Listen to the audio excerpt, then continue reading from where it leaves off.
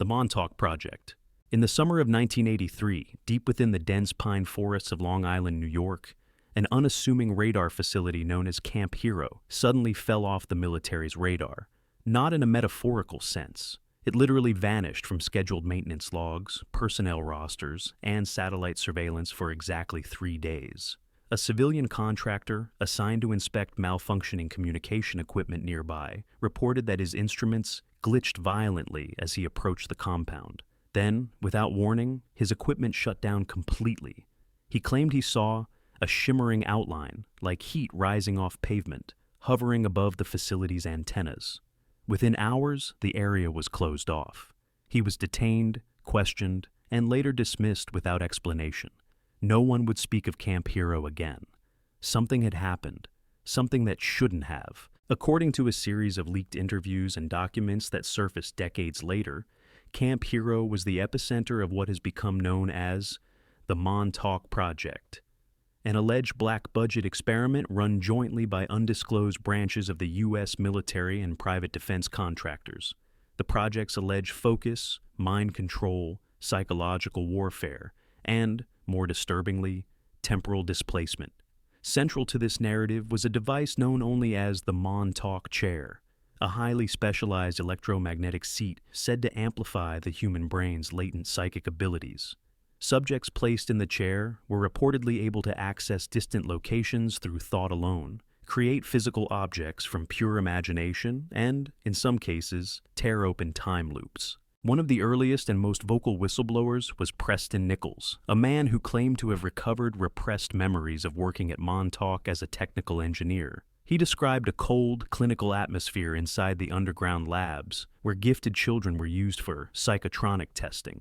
The project allegedly attempted to weaponize telepathy and remote viewing. Nichols detailed complex transmitter systems that pulsed ultra-low frequency signals directly into test subjects' brains. Some reports claimed that those signals could induce hallucinations, memory erasure, or even forced obedience. But the most unsettling detail of all, a claim that in August 1983, the Montauk chair inadvertently opened a portal in time, a rift so unstable that the facility had to be immediately shut down and sealed. Officially, none of this is confirmed. The U.S. government denies that anything called the Montauk Project ever existed. When requested under the Freedom of Information Act, no documents have been found, or at least none released. Camp Hero itself has since been converted into a public state park, though many areas remain fenced off without signage. Curiously, electromagnetic disturbances are still regularly reported near the perimeter. Visitors often complain of vertigo, nausea, and inexplicable time loss. Some bring compasses that spin in circles. As for Nichols, he continued to publish detailed accounts until his death in 2018, though many dismissed him as a crank. Yet other whistleblowers, including former employees of Brookhaven National Laboratory nearby, quietly echoed fragments of his story. They spoke of non-linear time experiments and government efforts to erase memories of those involved.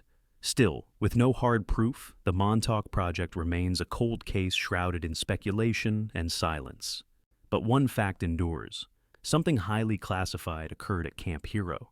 If even a fraction of the Montauk testimonies are true, then our understanding of physics, time, and human consciousness may be artificially limited, not by nature, but by design.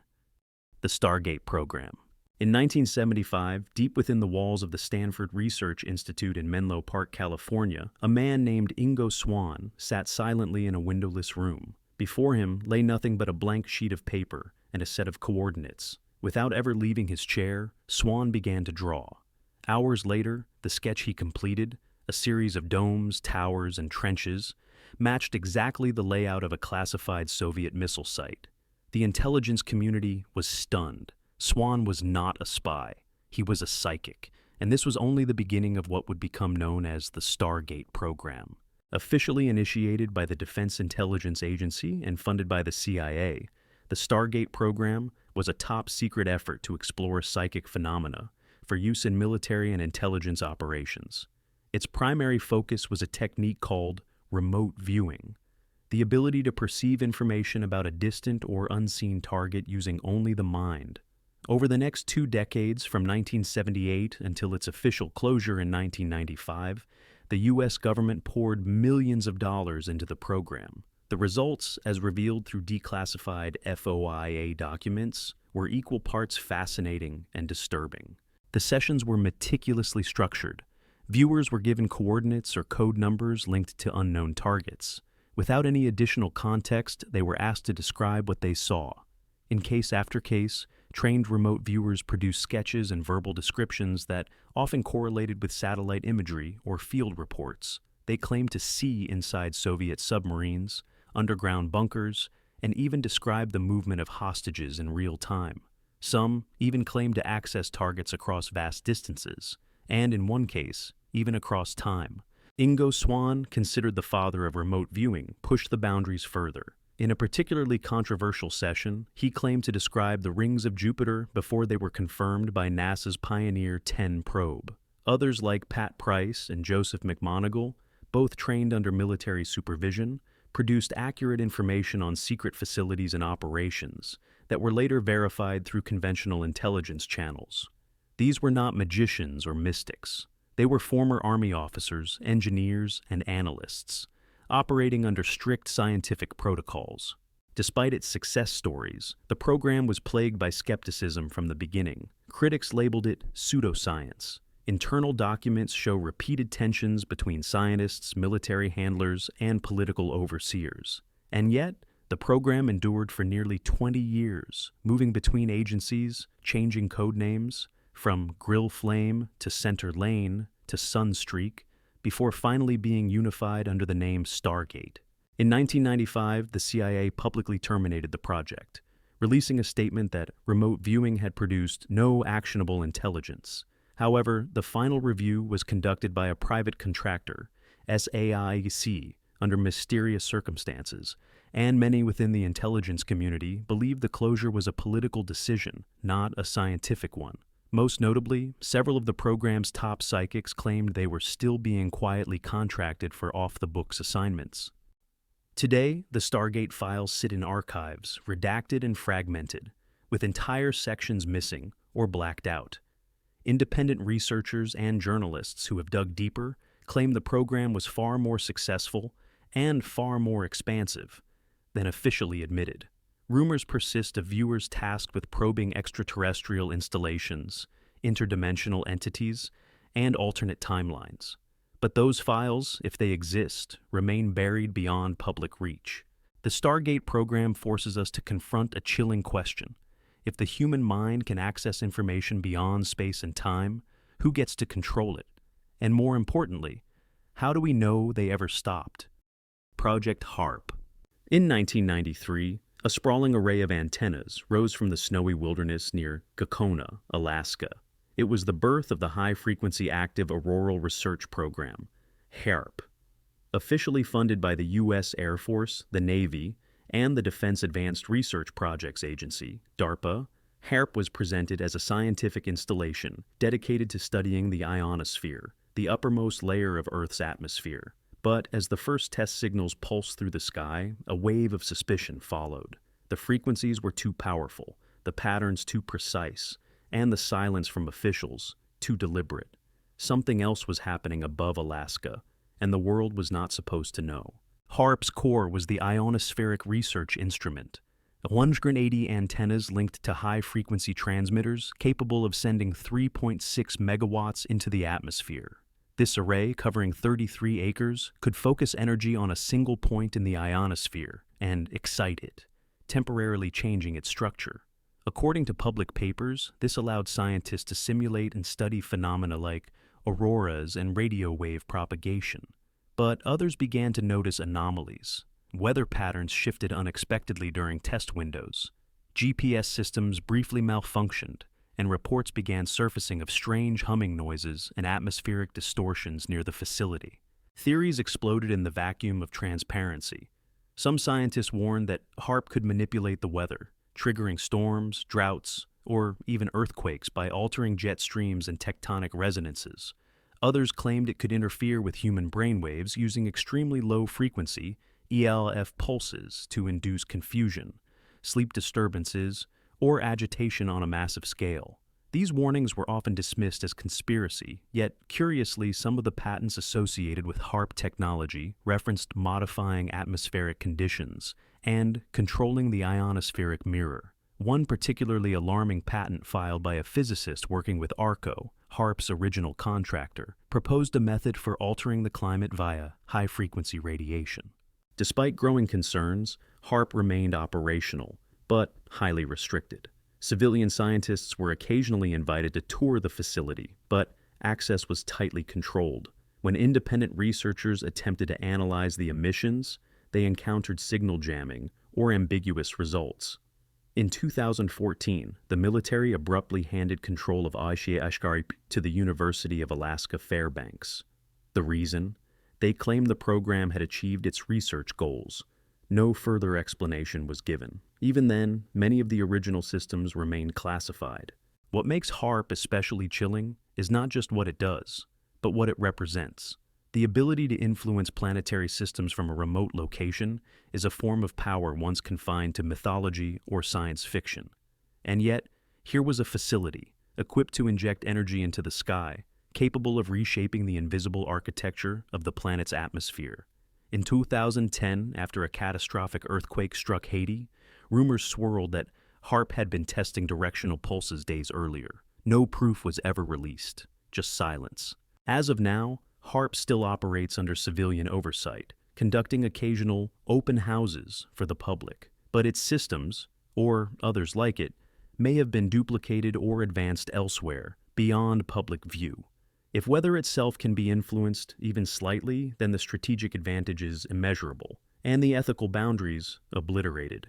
HAARP asks no questions. It simply emits, and somewhere the sky responds. Project MKUltra. In 1977, a cache of misfiled documents was discovered in a CIA storage room, and with it, the curtain was finally lifted on one of the most disturbing government programs ever conceived. Known as MKUltra, the project's existence had long been whispered about in classified circles, but this was the first public proof. The files revealed a sprawling, decentralized effort to control and reprogram the human mind. Funded by the CIA and hidden behind front organizations, MKUltra operated for over 2 decades under the guise of behavioral research. What it truly was psychological warfare against human consciousness. Launched officially in 1953 under CIA Director Allen Dulles, MKUltra was designed to explore methods of mind control that could be used in interrogation, espionage, and manipulation. The paranoia of the Cold War era fueled the urgency of the project. Officials feared that communist nations were already developing similar techniques, and the U.S. could not afford to fall behind. What followed was a descent into moral darkness. Test subjects, many of them unknowing civilians, hospital patients, prisoners, and even military personnel, were exposed to a range of chemical, psychological, and physical manipulations. LSD was the compound of choice, administered in escalating doses without consent. In one documented case, Dr. Sidney Gottlieb, the program's chief chemist, ordered LSD to be slipped into the drinks of CIA colleagues during social gatherings to observe their reactions. In psychiatric hospitals, patients were kept in drug-induced comas for weeks, subjected to repetitive audio messages in psychic driving experiments. Others were exposed to electroshock therapy, sensory deprivation, and sleep disruption, all while their brain patterns were meticulously recorded. Some participants never returned to a functional mental state. Others died under mysterious circumstances. Frank Olson, a biochemist involved in the program, allegedly committed suicide after being unknowingly dosed. Decades later, his family uncovered evidence suggesting he may have been murdered to prevent him from speaking out. His body was exhumed. The autopsy revealed cranial injuries inconsistent with a fall, but no charges were ever filed. In 1973, amid growing scrutiny over government overreach, CIA Director Richard Helms ordered all MKUltra documents destroyed. Over 20,000 pages were incinerated. Only the few that had been misfiled by accident escaped. When the Senate held hearings in 1977, agency representatives admitted to some wrongdoing, but insisted the program had been terminated. However, many subprojects, over 150 in total, had been outsourced to universities, pharmaceutical companies, and private contractors, often under vague grants or disguised as unrelated research. No centralized archive of MK Ultra's full scope has ever been recovered. Even today, the legacy of MK Ultra echoes in public policy and psychology. Several psychiatric techniques and drugs first tested under the project later became mainstream. Some of the scientists involved received awards or held high-ranking academic positions. Meanwhile, survivors of the program, those who remember it at all, continue to describe nightmares, memory fragmentation, and lives permanently altered. The true horror of MK Ultra lies not just in what was done, but in what was lost. The destruction of its files ensured that countless victims remain unnamed, their stories erased, their pain undocumented. If mind control on such a scale was once pursued, and nearly achieved, what guarantees do we have that it ever truly stopped? The question is no longer whether the human mind can be manipulated. The question is, who decides what thoughts you're allowed to think?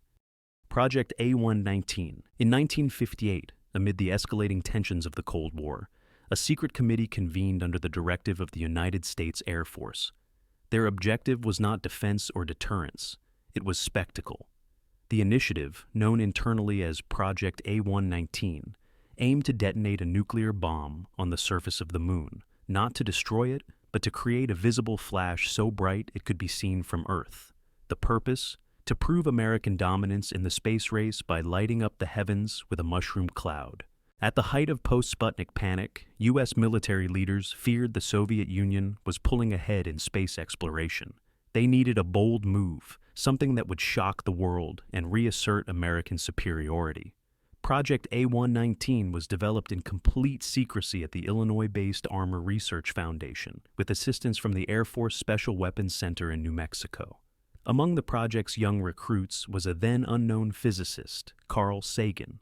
His job was to model how dust and light would scatter from a lunar nuclear detonation, information that would later appear subtly in his doctoral work, raising eyebrows years later when the project's existence was finally revealed. The weapon they intended to use was a W-25, a relatively small nuclear warhead with a yield of 1.7 kilotons. Engineers proposed launching it aboard a modified missile, directing it to impact the darkened edge of the moon, so the explosion would be visible to observers back on Earth. There were no plans to inform the public before the detonation, no international consultation, just a silent launch and a sudden flash above the world's collective gaze. But as the project advanced, concerns began to surface. Scientists warned that a detonation could have unintended consequences, releasing radioactive debris into space or even damaging the moon's fragile surface.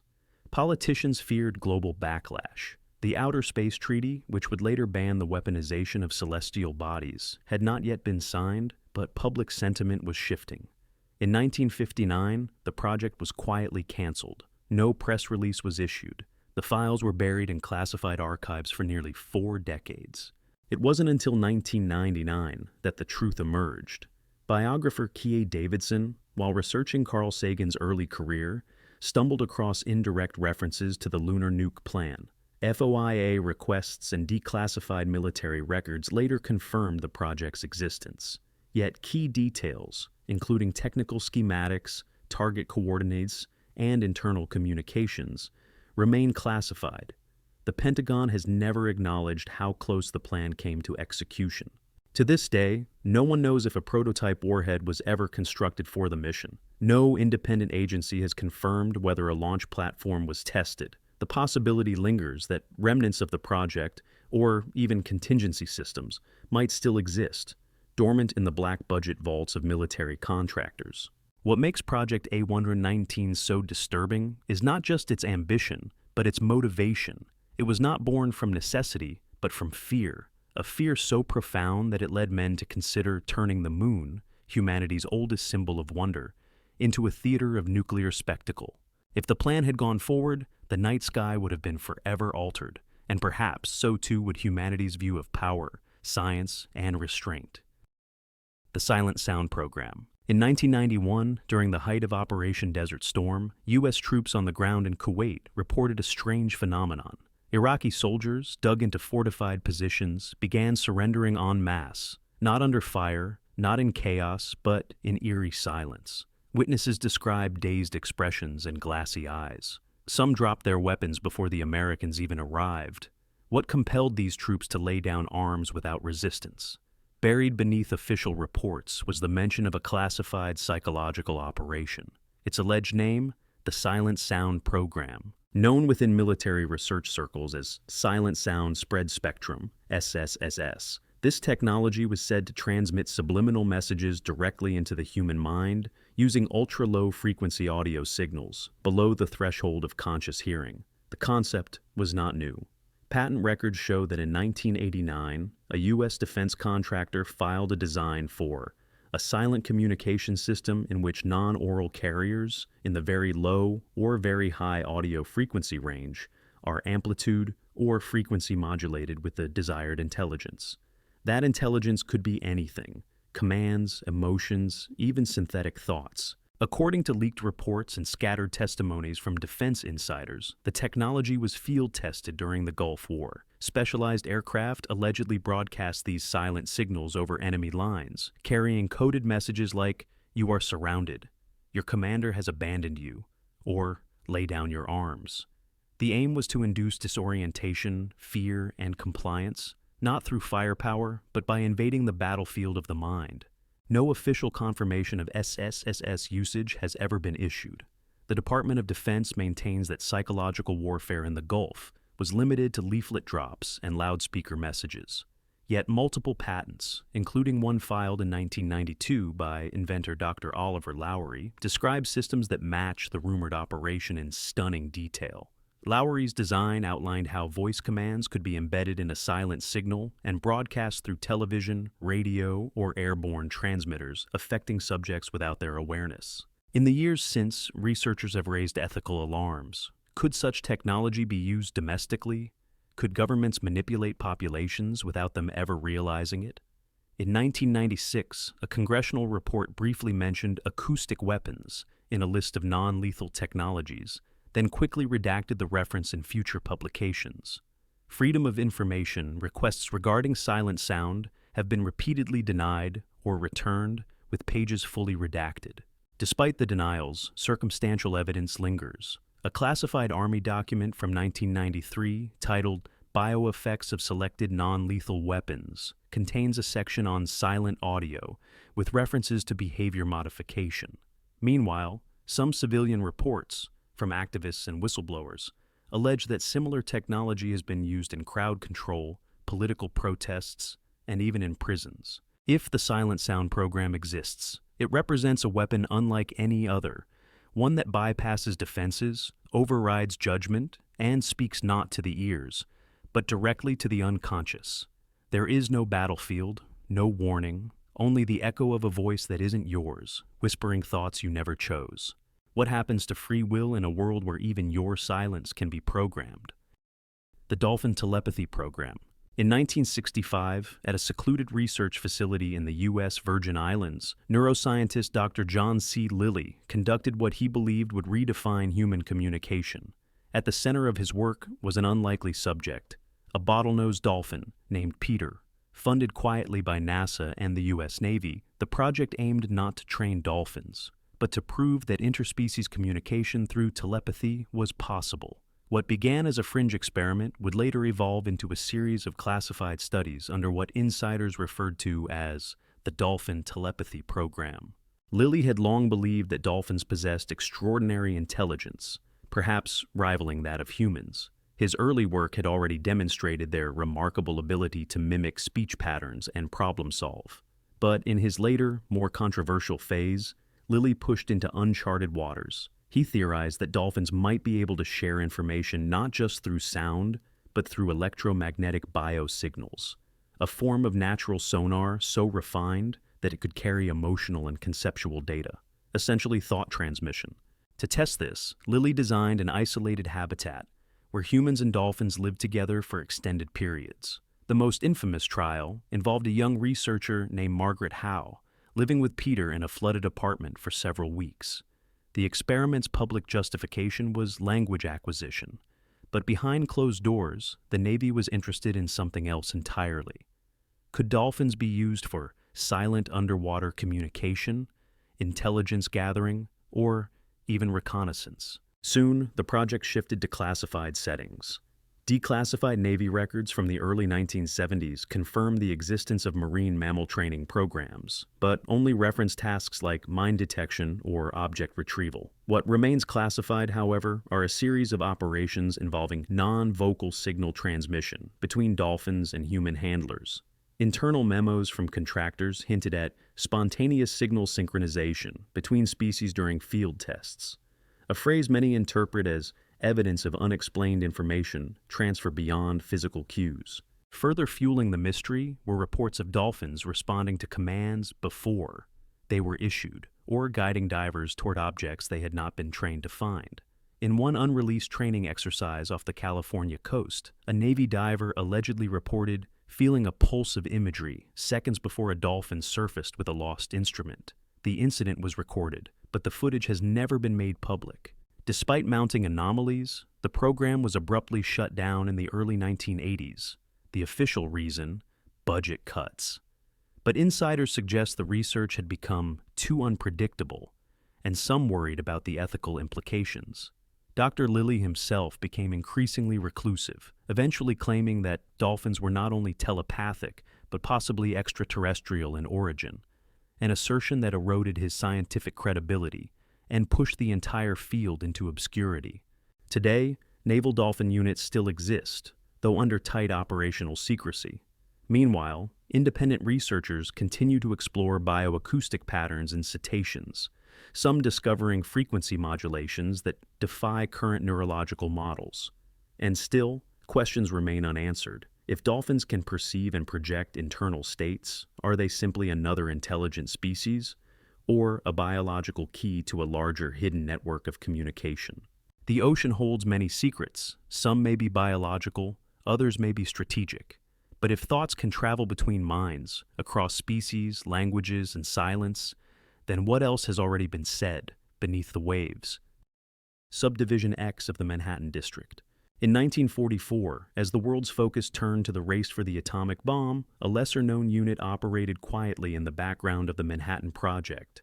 Officially listed only as a logistics and acquisition team, Subdivision X was tasked with securing rare minerals and exotic materials for nuclear research. But decades later, scattered references in declassified correspondence hinted that their mission had expanded to the collection of anomalous objects, ancient artifacts, and unidentified substances deemed outside known scientific classification.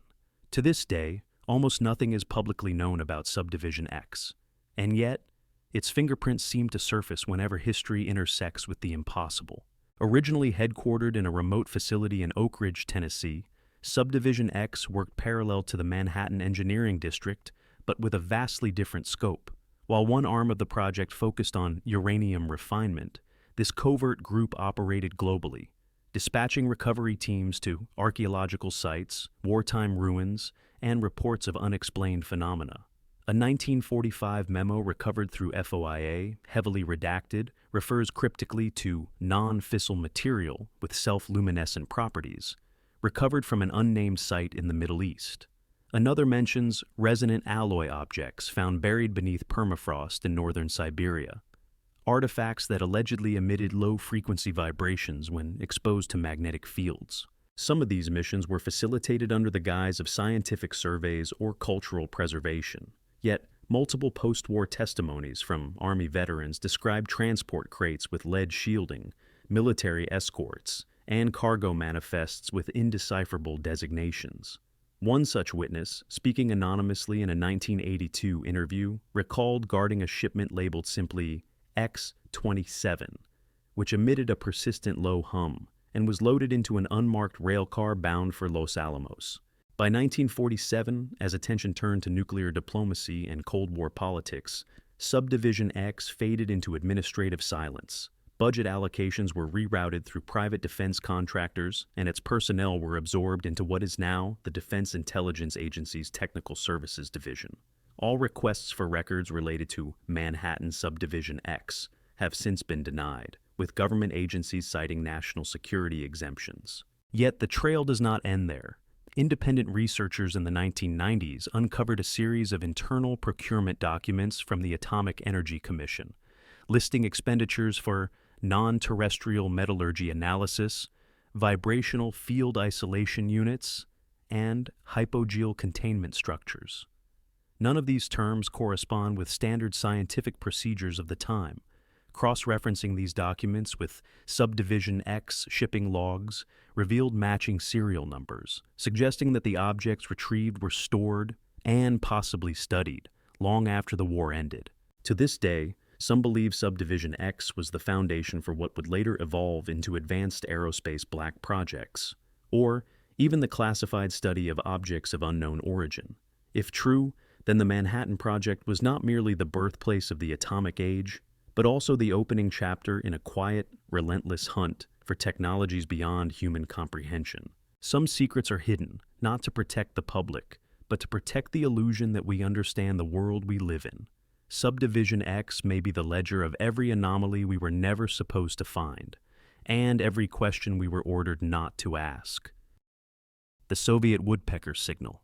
Beginning in 1976, shortwave radio operators across the globe began to report an intrusive, rhythmic clicking sound that overpowered normal frequencies. It was loud, repetitive, and impossible to trace. Dubbed the Woodpecker signal due to its mechanical tapping pattern, the transmission pulsed at 10 Hz and was soon detected across North America, Europe, Asia, and even parts of the Arctic. For over a decade, this mysterious signal echoed across the airwaves, undeterred by weather, frequency shifts, or international concern. Its source was eventually traced to a facility near Chernobyl in what was then the Soviet Union. But the purpose behind this relentless broadcast has never been definitively explained, and remains classified to this day. Officially, the Soviet government never acknowledged the signal. Western intelligence agencies, however, quickly launched investigations. What they found only deepened the mystery. The source was identified as Duga-3, an enormous over-the-horizon, OTH radar installation hidden within the Ukrainian forest. At over 700 feet tall and stretching nearly half a mile, the structure was capable of bouncing signals off the ionosphere to detect incoming ballistic missiles from thousands of kilometers away. Or so the explanation went. But radio engineers and military analysts noticed something strange. The Woodpecker pulses didn't follow normal radar modulation patterns. Instead, the signal seemed to interfere with electronics in unpredictable ways. Ham radio operators complained of headaches, dizziness, and disrupted cognition after prolonged exposure. In some countries, TV and radio signals were scrambled whenever the pulses intensified. There were even reports of aviation communication blackouts aligned with peak woodpecker activity. In 1982, a classified NATO report suggested that the Soviet Union might be experimenting with psychotronic warfare, the use of electromagnetic fields to influence human behavior and neurological function. The report cited the signal's frequency range, which closely aligned with known brainwave patterns, particularly the alpha and beta states associated with focus, anxiety, and sleep. Theorists warned that the woodpecker might be more than a radar system. It could be a large-scale field test of mass behavior modulation. Further suspicions arose from the facility's proximity to Chernobyl. After the nuclear disaster in 1986, Duga-3 was abruptly abandoned. Official statements claimed the radar system was obsolete. Yet, to this day, the structure still stands, rusted but intact, fenced off by military patrols. Some believe the radiation from the Chernobyl meltdown rendered further experiments impossible. Others claimed the site had fulfilled its purpose and was decommissioned to avoid global scrutiny. Curiously, when the woodpecker signal ceased in 1989, similar pulse patterns began appearing in isolated bursts from other parts of the world, including remote regions in Siberia, Greenland, and the South Pacific. No source was ever confirmed. FOIA requests to the NSA and Department of Defense regarding countermeasures taken during the Woodpecker era have been denied or returned fully redacted. In one leaked document, an analyst described the signal as structured noise, too patterned to be natural, too erratic to be standard comms. To this day, no conclusive evidence has surfaced to prove the woodpecker was a mind control experiment. Yet no one has been able to fully debunk it either. It remains one of the few global phenomena to be both measurable and unexplainable. A ghost in the radio spectrum that may have been trying to speak directly to our biology. What if the battlefield of the Cold War was never just land, sea, or air, but consciousness itself? The Black Budget Aircraft Initiative. On a quiet night in 1989, near Tonopah Test Range in Nevada, a truck driver pulled over to rest along a remote stretch of highway. As he stepped out, a shape drifted silently across the sky above him, massive, angular, and utterly soundless. It hovered momentarily, then accelerated and vanished into the desert night with impossible speed. He reported the sighting the next day. He wasn't the first. Over the next several years, pilots, engineers, and military personnel began whispering about aircraft that didn't exist on paper, flown from bases that officially didn't exist either. These were not alien spacecraft. They were man-made. They belonged to a program known only through its nickname, the Black Budget Aircraft Initiative. Unlike standard military development, which follows congressional oversight and public funding trails, black budget projects operate entirely in the shadows, hidden beneath layers of compartmentalization. Their existence is obscured by vague line items and redirected funding from conventional programs. These projects are often revealed only decades later, like the U-2 or SR-71, long after their usefulness has faded. But the Black Budget Aircraft Initiative appears to be something different, something ongoing. The rumors first gained traction in the late 1980s, when witnesses in the American Southwest began reporting a new kind of triangular aircraft, often seen flying without lights, hovering silently, or accelerating beyond the capabilities of any known jet. Aviation experts noted a wave of unusual contrail patterns, matched with radar anomalies and electromagnetic disturbances. In some cases, entire commercial aircraft lost navigation systems for minutes at a time when passing near certain flight corridors. Corridors adjacent to places like Groom Lake, Area 51, and the Dugway Proving Ground. Journalist Bill Sweetman, a respected aerospace researcher, cataloged dozens of credible reports of black triangles, theorizing the existence of an advanced reconnaissance platform codenamed Aurora. Despite intense investigation, no official documentation of such a craft has ever been released. Yet in 1997, a line item buried in a Pentagon audit referenced a $4.7 billion expenditure labeled only as Advanced Aerospace Threat Reduction, with no project name or description.